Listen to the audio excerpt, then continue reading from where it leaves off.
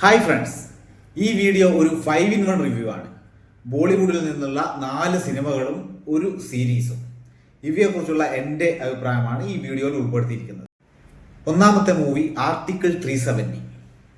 ഈ സിനിമ ഞാൻ കാണാതെ മാറ്റിവെച്ചിരിക്കുന്നതായിരുന്നു.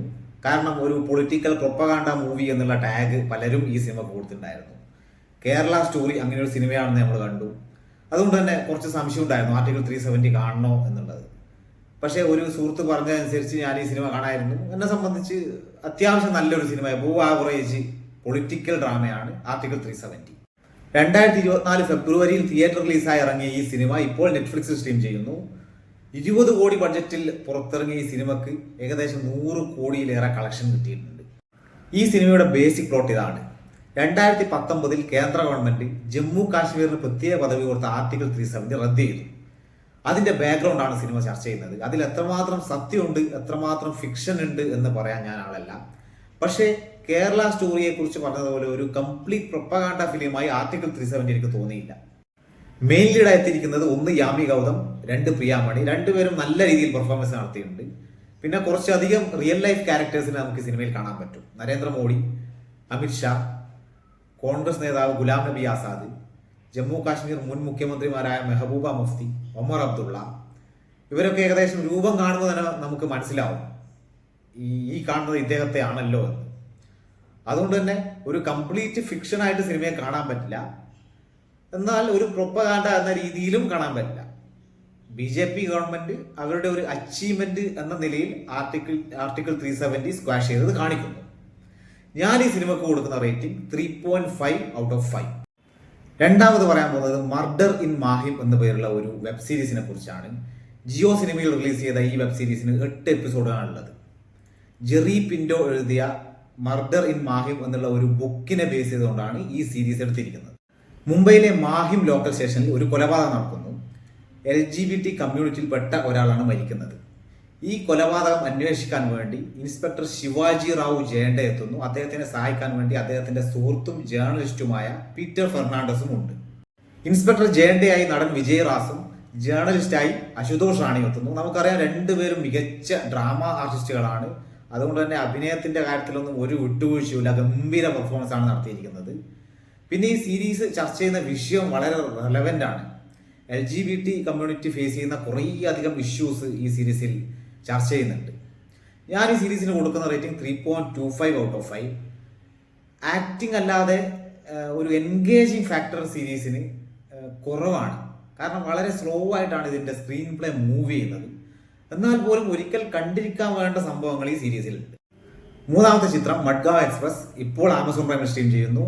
തിയേറ്ററിൽ അത്യാവശ്യം ബോക്സ് ഓഫീസ് കളക്ഷൻ നേടിയ സിനിമയാണ് മഡ്ഗാവ് എക്സ്പ്രസ്. നടൻ കുനാൽ ഖേമുവിന്റെ ആദ്യ സംവിധാന സംരംഭമാണ് മഡ്ഗാവ് എക്സ്പ്രസ്. 1998 10ാം ക്ലാസ്സിൽ പഠിക്കുന്ന 3 സ്റ്റുഡൻസ് ഗോവ ട്രിപ്പ് പ്ലാൻ ചെയ്യുന്നു. പക്ഷെ നടക്കുന്നില്ല. പിന്നെ പല വർഷങ്ങളിലും ഇവർ പ്ലാൻ ചെയ്യുന്നുണ്ടെങ്കിലും അത് നടക്കുന്നില്ല. അവസാനം 2015 ഈ 3 പേർ ഗോവ ട്രിപ്പ് നടത്തുന്നു.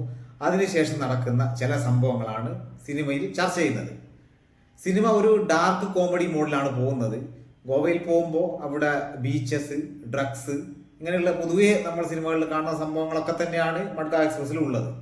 സ്കാം 1993 ഫെയിം പ്രതീക് ഗാന്ധി ഈ സിനിമയിൽ മികച്ച കോമഡി റോൾ എത്തുന്നുണ്ട്. കൂടാതെ ദിവ്യേന്ദു, അവിനേഷ് തിവാരി ഇവരാണ് മറ്റ് 2 പേര്. പിന്നെ മറാഠി നടൻ ഉപേന്ദ്ര ലിമായെ ഗംഭീര പെർഫോമൻസ് ആണ്. ലാപ്പത ലേഡി സിനിമയിൽ നമ്മൾ കണ്ട റെയിൽവേ സ്റ്റേഷനിൽ ചായ വിൽക്കുന്ന നടി, അവരുടെ പേര് ഛായ കഥം, അവരും നല്ല പെർഫോമൻസ് നടത്തുന്നുണ്ട്. പിന്നെ ബോളിവുഡിലെ സ്ഥിരം ഐറ്റം ഡാൻസുകാരി നോറ ഫത്തേയും മോശമില്ലാത്ത റോൾ എത്തുന്നുണ്ട്. കാസ്റ്റിന്റെ പെർഫോമൻസ് ഒക്കെ നല്ല രീതിയിൽ തന്നെ വന്നിട്ടുണ്ട്.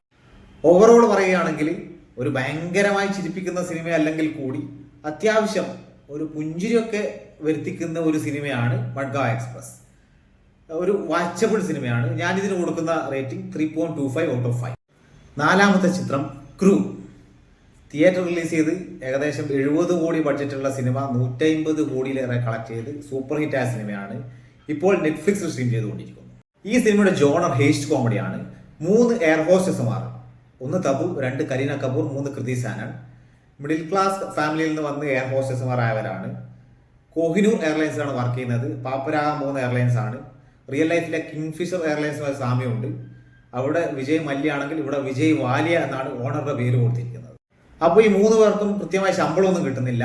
അങ്ങനെ ഒരു പ്രത്യേക സാഹചര്യത്തിൽ അവർ ഗോൾഡ് സ്മഗ്ലിങ്ങിലേക്ക് നീങ്ങുന്നു. അതിനുശേഷം നടക്കുന്ന അത്യാവശ്യം ഫണ്ണിയായ സംഭവങ്ങളാണ് സിനിമയിൽ കാണിക്കുന്നത്. ഭയങ്കരമായ കോമഡി ഒന്നും ഇല്ലെങ്കിലും എവിടെയും അങ്ങനെ ഒരു ചളി കോമഡി ഒന്നും വരുന്നില്ല. അത്യാവശ്യം നീറ്റായിട്ടുള്ള ഒരു സിനിമയാണ് ക്രൂ. ഈ 3 മെയിൻ ലീഡ്സിനെ കൂടാതെ ദിൽജിത്ത് ദോസാഞ്ച്, പിന്നെ കപിൽ ശർമ്മ, ഇവർ സപ്പോർട്ടിംഗ് റോളിൽ എത്തുന്നുണ്ട്. അത്യാവശ്യം കുഴപ്പമില്ലാത്ത സിനിമ. ഞാൻ ഈ സിനിമക്ക് കൊടുക്കുന്ന റേറ്റിംഗ് 3/5. അഞ്ചാമത് പറയാൻ പോകുന്ന സിനിമ യോദ്ധ. തിയേറ്റർ റിലീസ് ചെയ്ത് ഫ്ലോപ്പായ സിനിമ ഇപ്പോൾ ആമസോൺ പ്രൈമിൽ സ്ട്രീം ചെയ്യുന്നു. സിദ്ധാർത്ഥ് മൽഹോത്രയാണ് നായകൻ. യോദ്ധ ഒരു ആക്ഷൻ ത്രില്ലറാണ്. യോദ്ധ ടാസ്ക് ഫോഴ്സ് എന്നുള്ള ഇന്ത്യൻ ആർമിയുടെ കീഴിലുള്ള പ്രത്യേക വിഭാഗത്തിലാണ് സിദ്ധാർത്ഥ് മൽഹോത്ര ജോലി ചെയ്യുന്നത്. ഒരു പ്ലെയിൻ ഹൈജാക്കിനിടെ അദ്ദേഹത്തിന് സ്വന്തമായ ചില തീരുമാനങ്ങൾ എടുക്കേണ്ടി വരുന്നു. അദ്ദേഹത്തെ സസ്പെൻഡ് ചെയ്യുന്നു. ഈ യോദ്ധ ടാസ്ക് ഫോഴ്സ് പിരിച്ചുവിടുന്നു. അതിനുശേഷം വീണ്ടും ഒരു പ്ലെയിൻ ഹൈജാക്കിൽ സിദ്ധാർത്ഥ് മൽഹോത്ര ഇൻവോൾവ് ആകുന്നു. അദ്ദേഹം കുറ്റക്കാരനാണോ, വില്ലനാണോ, ഹീറോ ആണോ എന്നുള്ള ആ ഒരു കൺഫ്യൂഷനാണ് സിനിമ ചർച്ച ചെയ്യുന്നത്. അത്യാവശ്യം എൻഗേജിങ് ആണ്. പക്ഷെ പല സ്ഥലത്തും ലോജിക് പ്രശ്നങ്ങൾ ഈ സിനിമയിലുണ്ട്. പിന്നെ സിനിമയുടെ നല്ലൊരു വശം എന്താണെന്ന് വെച്ചാൽ ഇന്ത്യ പാകിസ്ഥാൻ ഭായ് ഭായ് എന്നുള്ള ആ നല്ലൊരു കോൺസെപ്റ്റ് സിനിമയിൽ കാണിക്കുന്നുണ്ട്. പൊതുവെ കാണുന്ന ആ ഒരു ദുഷ്മൻ സംഭവം ഇതിലില്ല.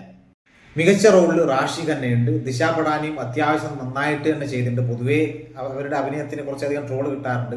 ഇതിലത്ര മോശമായി എനിക്ക് തോന്നുന്നില്ല. ഒരു one time watchable action thriller, അത്രേ പറയാനുള്ളൂ. ഒരു പക്ഷേ എനിക്ക് തോന്നിയത് സൽമാൻ ഖാൻ ആയിരുന്നു ഈ റോള് കൂടുതൽ സ്യൂട്ട് ആവുക എന്നുള്ളത്. ഒരു ടൈഗർ സീരീസിനൊക്കെ പറ്റിയ കഥയായിരുന്നു. സിദ്ധാർത്ഥ് മൽഹോത്ര ആയതുകൊണ്ട് ഓക്കെ ആണ്. സൽമാൻ ചെയ്തിരുന്നെങ്കിൽ കുറച്ചുകൂടി നന്നാവുമായിരുന്നു ഈ സിനിമ. ഞാൻ കൊടുക്കുന്ന റേറ്റിംഗ് 3/5.